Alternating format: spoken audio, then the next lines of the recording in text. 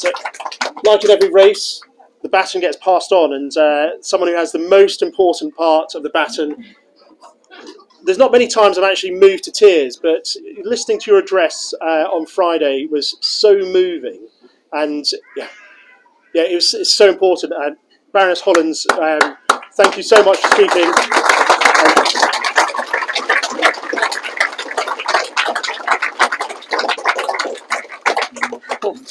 Well, thank you. What an introduction. No pressure then. You know, Liam is quite right. This has been passed through the elected house, and it should get through fine, as long as there's enough time. So we might have to play a few little parliamentary games to make sure that it works. So I'm relying on you to do that one, and Gillian as well, because the thing about the House of Lords is that people bring their background, their expertise, but they also bring the information that other people contacting them have told them. So if they get really powerful letters from people who have a different point of view, they will listen to those letters and those people, and they will come and ask questions. And the point about the House of Lords is that our job is to scrutinise legislation. It's to look at it line by line, and it's to look at the possible effect that legislation might have. What you perhaps don't realise is that we've just spent, I don't know, is it 2 months going through the Health and Care Bill? And that finished its final stage in the House of Lords last week. And we are completely immersed in what integrated care boards are going to do, and what integrated care partnerships are going to do, and who's going to know about what. And the detail is just mind-blowing. It really is. Okay. On Wednesday last week, I had an amendment down to the Health and Care Bill, which would make it mandatory. In other words, every health and care professional will have to be trained in how to work with and how to make sure that people with learning disabilities and autistic people get the best possible care. Okay? So we got that last Wednesday, all right? And the government accepted it. So that's just phenomenal, right?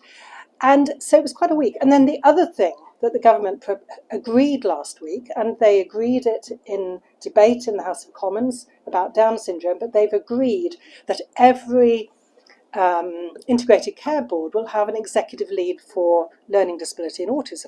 Okay? So it's in this context that we came to Friday when I was to speak about the Down syndrome bill. And what I had to do was to really try to attack or deal with some of the worries that people had. What will this mean for other people with learning disabilities? And of course, actually, we have an Equality Act, which is really important. And I had to deal with some of the other issues and questions that people had. I think people were persuaded.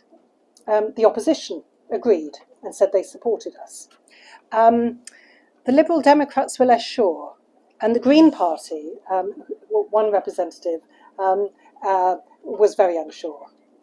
I don't think there will be any amendments, but it all depends on what people, how wound up people are by the people who are against it. One of the things which happened was that somebody said, you know, we're standing here making all of these decisions and comments and so on, and really it should be nothing about us without us. What a wonderful occasion this is, you know. If there is anything, if anybody feels like writing to anybody, let it be somebody who themselves has Down syndrome, who writes and says, I'm speaking up for myself. This bill is important, and it's important as well for my friends who don't have Down syndrome. Okay? That's what I would ask you to do, because actually it is about you, and it's your voice that needs to be there. Okay? So I just want to say many, many congratulations to Dr. Fox, to everybody else that you've already mentioned, to our Minister, for really seeing the opportunity. I think its time has come. I think this is opening the way, as you put it, a bridgehead, which is going to open the way to real changes for everybody who's here, and lots and lots and lots of people who aren't. And I do hope that I can help it through its final stages. The third reading will actually be on the 1st of April, but it's the committee stage next Monday, which is the critical one.